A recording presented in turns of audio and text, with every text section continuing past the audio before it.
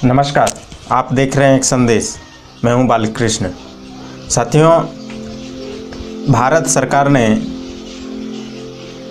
59 चीनी मोबाइल एप्लीकेशनों को भारत में प्रतिबंधित कर दिया है और हवाला दिया है। कारण बताया भारत सरकार ने राष्ट्रीय एकता, अखंडता और भारत की अस्मिता को इन एप्लीकेशनों के प्राइवेसी से खतरा थी। भारत सरकार ने जो तर्क दिए हैं, भारत सरकार ने जो देशवासियों के हितों में बहुत बड़ा कदम उठाया है, टिकटॉक जैसे 59 मोबाइल एप्लीकेशनों को प्रतिबंधित करके, यह भारत के इतिहास में सरदार वल्लभ भाई पटेल के बाद, लाल बहादुर शास्त्री के बाद मोदी जैसा नेता ही अपने मजबूत इच्छा शक्ति से भारत को बचाने के लिए, भारत के राष्ट्रीय एकता, अखंडता और अस्मिता के लिए संरक्षण और उसे संवर्धित करने के लिए, भारत के मूलभूत सिद्धांतों की रक्षा करने के लिए मजबूत निर्णय, दृढ़ संकल्प के साथ लेने वाला नेता हमारे नज़र में है, जो लाल बहादुर शास्त्री और सरदार वल्लभ भाई पटेल के बाद तीसरे नंबर पे आते हैं। इन्होंने चीन को बता दिया है, 59 एप्लीकेशनों को प्रतिबंधित करके भारत सरकार ने कड़े और बड़े फैसले लेकर चीन के गद्दार राजतंत्र के उस राष्ट्रपति शी जिनपिंग के इशारों पर चलने वाले सेना को, उसके विस्तारवादी नीति को बताया है कि अब भारत पंडित नेहरू वाला भारत नहीं है। यह भारत नरेंद्र मोदी का नेतृत्व में चलने वाला भारत है। यह भारत 1962 वाला भारत नहीं है। यह भारत अब 2020 वाला भारत है, 21वीं सदी का भारत है, जिसमें साफ साफ हमारे राष्ट्र के ऋषियों ने, मुनियों ने, साधुओं ने, संतों ने, सबों ने बताया है 21वीं सदी भारत की सदी है। और भारत की सदी की शुरुआत माननीय मोदी जी के हाथों में सुरक्षित देश का बागडोर भारतवासियों ने सौंपा, जिसके परिणाम स्वरूप आज भारत का अंतर्राष्ट्रीय स्तर पर जो अपना एक इमेज बना है, छवि बना है, और जो भारत सरकार ने इन 6 वर्षों में काम किए हैं, 6 वर्षों में इनके काम करने के तौर तरीके, विदेश के उन षड्यंत्रकारियों को जवाब देने के रीति नीति से पूरा विश्व आज भारत को भारत के नज़रिए से देख रहा है। कभी भारत में ऐसे भी प्रधानमंत्री हुए जिनको कोई विदेश का प्रधानमंत्री कह देता था देहाती औरत। भारत में ऐसे प्रधानमंत्री भी हुए जो क्रिया के प्रतिक्रिया में 2 शब्द बोलना भी नहीं चाहते थे, मौन रहना पसंद करते थे। लेकिन आज भारत का प्रधानमंत्री एक ऐसा भारत माँ का लाल है जो डंके के चोट में कहता भी है, स्वदेशी भारत से समृद्ध भारत, लोकल का वोकल बनो। लॉकडाउन के कार्यकाल में ही, लॉकडाउन के दौरान ही उन्होंने घोषणा की कि स्थानीय चीज़ों को महत्व दीजिए, स्थानीय उत्पादों का आप ज़्यादा से ज़्यादा प्रयोग करिए। और आज जब भारतीय सैनिकों की निर्ममतापूर्वक चीन के उन गद्दारों के द्वारा हमारे सैनिकों के साथ बर्बरतापूर्वक 20 सैनिकों की हत्या कर दी जाती है, तो भारत सरकार ने कड़ा रुख अपनाते हुए चीन के बड़े बड़े कंपनियों का टेंडर रद्द किया। आज 59 एप्लीकेशन रद्द किया। रद्द करने के बाद देश में कुछ लोग हैं जो कभी पाकिस्तान की भाषा बोलते हैं, कभी चीन के भाषा आज बोल रहे हैं। 59 एप्लीकेशनों को रद्द करने के बाद भारत में चीन के राजदूत ने इस पर कड़ी आपत्ति जताई है। उन्होंने कहा है, वर्ल्ड ट्रेड ऑर्गेनाइजेशन के नियमों का, विश्व में जो व्यावसायिक गतिविधियों को संचालित करने वाला WTO संगठन है, व्यावसायिक गतिविधियों पर अंतर्राष्ट्रीय नियम कानून का दुहाई देते हुए चीन ने गिड़गिड़ाना शुरू कर दिया है। चीन के चीनी राजदूत ने भारत सरकार से इसकी निंदा कर इस पर विचार करने को कहा है और बोला है कि अंतर्राष्ट्रीय संधियों का भारत ध्यान रखे। और चीन ने भी ग्लोबल टाइम, जो चीन का राष्ट्रीय अखबार है, सरकारी अखबार है, जो शी जिनपिंग के इशारों पर लिखता, बोलता, सुनता है, वह अखबार भी भारत को बता रहा है कि अंतर्राष्ट्रीय संधियों का भारत ख्याल रखे। यह दर्शाता है कि चीन को गहरी चोटें लगी। चीन को अर्थव्यवस्था के आधार पर, अर्थ के मामले में भारत सरकार ने कड़ी चोट दी है, जोरदार चोट दिया है। अब इस चोट से सिर्फ चीन के लोगों को ही दर्द नहीं हो रहा है, सिर्फ चीन वालों को ही इससे दर्द नहीं हो रहा है, चीनी कंपनियों को ही नुकसान नहीं हो रहा है। नुकसान भारत में रह रहे उन शपोलों को, उन गद्दारों को, उन देशद्रोहियों को, उन देश में रह करके, भारत में रह करके भारत के विरुद्ध षड्यंत्र करने के लिए राजनीति करने वाले वामपंथी कांग्रेसी दलालों को नुकसान हो रहा है। अब आप कहेंगे कैसे नुकसान हो रहा है? तो आज ये जो बड़े बड़े बंगले, बड़े बड़े 4 व्हीलर गाड़ियों में घूमते हैं, उनका क्या व्यवसाय है आप पता करेंगे। कितना हवाला के जरिए उनके पास पैसा पहुंचता है, कितना टिकटॉक का स्टार के नाम पर टिकटॉक जैसी संस्थाएं, शेयर इट जैसे संस्थाएं मतलब स्पॉन्सरशिप करते हैं उनको। जो ज़्यादा भारत विरोधी बोलेगा, टीवियों में बैठ करके, डिबेट में बैठ करके भारत विरोधी लेख लिखेगा, भारत को नीचा दिखाएगा, भारत के प्रधानमंत्री के विरुद्ध बयानबाजी करेगा, भारत के प्रधानमंत्री को नीचा दिखाने के लिए लगातार प्रयास करेगा, वैसे लोगों को फंडिंग की जाती है पीछे के दरवाजे से, इन कंपनियों के द्वारा, इन संस्थाओं के द्वारा, विदेशी कंपनियों के द्वारा।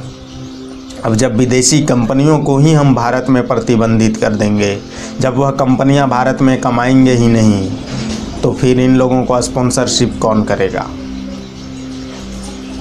जब भारत में इनको काम करने का मौका ही नहीं दिया जाएगा, भारत सरकार इनको काम करने ही नहीं देगी, तो फिर वह कंपनियां इन गद्दारों को, इन सपोलों को, इन देशद्रोहियों को स्पॉन्सरशिप क्यों करेगी? इन्हें फंडिंग क्यों करेगी? इनको फंड क्यों मुहैया कराएगी? और जब फंड मुहैया नहीं कराएगी तो ऐसे लोगों के अंदर दर्द होना स्वाभाविक है। और उसी दर्द को भारत के कुछ लोगों ने, भारत विरोधी षड्यंत्र में हमेशा से संलिप्त उन दलालों ने, भारत विरोधी षड्यंत्रों में शामिल उन गद्दारों ने, भारत को हमेशा नीचे दिखाने के लिए प्रयासरत उन कांग्रेसी वामपंथी दलालों ने, गद्दारों ने, आज भी भारत चीन सीमा के विवाद के स्थिति में, आज भारत और चीन में कभी भी युद्ध हो सकता है, भारत चीन में कभी भी ऐलान हो सकता है युद्ध का। अघोषित रूप से भारत चीन का युद्ध ही चल रहा है। इस युद्ध काल में भी वह भारत के साथ खड़े नहीं हो रहे हैं। वह उस युद्ध काल में भी, अघोषित युद्ध काल जो चल रही है और घोषणा सिर्फ होनी बाकी है, बाकी चीन और भारत के साथ युद्ध चल रहा है। इस युद्ध में भी जो भारत में रह करके अपना आइडेंटिटी, आधार कार्ड भारत की रखते हैं, पैन कार्ड भारत की रखते हैं, वोटर आईडी भारत की रखते हैं, भारत का सब कुछ रखने के बाद भी यह भारत के साथ खड़े नहीं है, भारत सरकार के साथ खड़े नहीं है। यह बात किसकी कर रहे हैं? चीन की। यह बात किसकी करते हैं? पाकिस्तान की। यह बात किसकी करते हैं? भारत विरोधी हरेक गतिविधियों की। अब जब भारत विरोधी हरेक गतिविधियों की यह बात करेंगे तो आप कल्पना करिए कि देश को कितना खतरा अंदर और बाहर दोनों तरफ से है। अब इस स्थिति में कुछ लोग अभी मांग उठाए हैं कि टिकटॉक जैसी कंपनियां पीएम केयर फंड में 30 करोड़ रुपया सहयोग किया था, उसे भी वापस कर दिया जाए। कल्पना करिए यह मांग क्यों उठाई जा रही है। पीएम केयर फंड में टिकटॉक ने दान दिया, सहयोग किया, तो वह कोई भारत सरकार के ऊपर एहसान नहीं किया। भारत से अरबों रुपया कमा रहा है तो करोड़ों भारत में खर्च कर रहा है, उसमें से करोड़ों तो इन गद्दारों को, शपोलों को पोस पाल करके, बड़ा करके भारत के विरुद्ध बोलने के लिए एजेंडा के तहत कर रहा है। तो इनको दर्द होगा, स्वाभाविक रूप से यह उन चीन के समर्थन में आवाज़ उठाएंगे, स्वाभाविक रूप से यह वैसे टिकटॉक जैसी कंपनियों का पक्ष लेंगे, स्वाभाविक रूप से यह भारतीय सेना और भारतीय सरकार के विरुद्ध बोलेंगे, स्वाभाविक रूप से यह भारत के विरुद्ध हरेक गतिविधियों में संलिप्त होंगे। और जब ऐसी स्थिति भारत में हो तो हमारे आपके जैसे लाखों लोगों को, करोड़ों लोगों को, राष्ट्रवादियों को, जो राष्ट्र में रहते हैं, जो भारत को अपना मानते हैं, जो भारत को भारत बनाना चाहते हैं, जो भारत को भारत के रूप में देखना चाहते हैं, जो भारत को पूरे दुनिया का सिरमौर बनाना चाहते हैं, जो भारत को परम वैभव तक ले जाकर के भारत को विश्व गुरु के पद पर सुशोभित करना चाहते हैं, जो चाहते हैं कि भारत पूरे दुनिया का नेतृत्व करे, जो चाहते हो कि Bharat super power of world रहे, जो चाहते हों कि भारत शक्तिशाली राष्ट्र रहे, भारत किसी को दबाएगा नहीं, किसी को आंख दिखाएगा नहीं, किसी को छेड़ेगा नहीं, लेकिन भारत को किसी ने आंख दिखाने की कोशिश की तो भारत उसका आंख निकाल लेगा। भारत को किसी ने छेड़ने की कोशिश करी तो भारत उसको छोड़ेगा नहीं। भारत को किसी ने भारत की एकता और अखंडता संप्रभुता पर हमला करने का प्रयास किया तो हम उसको नक्शे से मिटा देंगे। ऐसी शक्तिशाली राष्ट्र के रूप में हम भारत को स्थापित करना चाहते हैं। और ऐसे जो लोग चाहते हैं उनका इस युद्ध काल में, अघोषित युद्ध काल में, जहां भारत के सैनिक सीमा पर युद्ध कर रहे हैं, भारत के सैनिक सीमा पर देश को संरक्षित और सुरक्षित रखने के लिए, भारत के सीमाओं को सुरक्षित रखने के लिए युद्ध कर रहे हैं, अपना बलिदान दे रहे हैं, अपना प्राणों तक का आहुति दे रहे हैं, तो हमारे आपके जैसे भारत में रह करके सुरक्षित उन जवानों के वजह से जो हम और आप हैं, हम सबों का भी दायित्व बनता है कि हम भी सोशल मीडिया के इस वार में, इलेक्ट्रॉनिक मीडिया, प्रिंट मीडिया के इस वार में मजबूती से भारत और भारतीयता के पक्ष से, भारत सरकार के पक्ष से भारतीय सेना के पक्ष से आवाज़ उठाएं, भारतीय सेना के समर्थन में आवाज़ उठाएं, भारतीय सेना के समर्थन में जोरदार तरीके से देशवासियों को में एक जज्बा पैदा करें, एक माहौल बनाएं, ताकि पूरे दुनिया को पता चले भारत का एक एक सैनिक के साथ भारत का 130 करोड़ जनसंख्या मजबूती से खड़ा है। यह दिखाने के लिए हम सबों को आगे आना होगा, हम सबों को मजबूती से कदम बढ़ाना होगा, हम सबों को मजबूती से पहल करना पड़ेगा। और जहाँ जैसा वहाँ तय वैसा करने के लिए, जवाब देने के लिए हम सबों को आगे आना पड़ेगा, हम सबों को मजबूती से इस पर कदम बढ़ाना पड़ेगा। ऐसा हम आप सबों से आह्वान करेंगे। भारत में राष्ट्रवादी संस्थाओं को, राष्ट्रवादी कार्यकर्ताओं को, राष्ट्र के बारे में सोचने वाले लोगों को, भारत को भारत मानने वाले लोगों को, भारत को भारत माता की जय के जय घोष से दिल में जिनको सुकून मिलता हो, वैसे लोगों को आगे आने का आह्वान करना चाहूँगा। आप आगे आइए। सोशल मीडिया पर हैं तो सोशल मीडिया पर जोरदार तरीके से भारत और भारतीयता के पक्ष में आवाज़ उठाइए। अगर इलेक्ट्रॉनिक मीडिया पर डिबेट में जाते हैं, अखबार में, आप जहाँ भी हैं, जिस भी मंच पर हैं, उस मंच पर भारत और भारतीयता के पक्ष में जोरदार तरीके से आवाज उठाइए।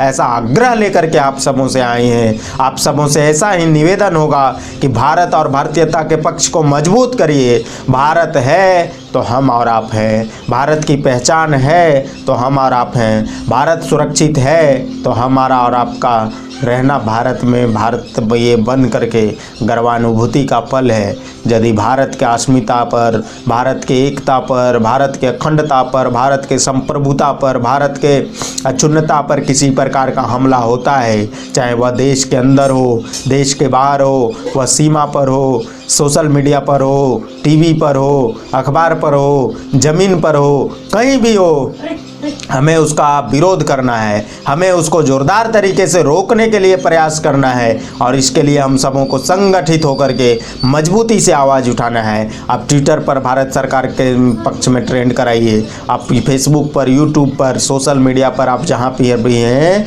लिख सकते हैं तो लिखिए, आवाज़ उठा सकते हैं तो आवाज़ उठाइए। विरोध कर सकते हैं चीन का, गद्दारों का, वैसे भारत में रह रहे सपोलों का तो विरोध करिए। आप जो कर सकते हैं भारत के लिए, भारतीयता के लिए, भारत के एकता, अखंडता, संप्रभुता के लिए वह करिए।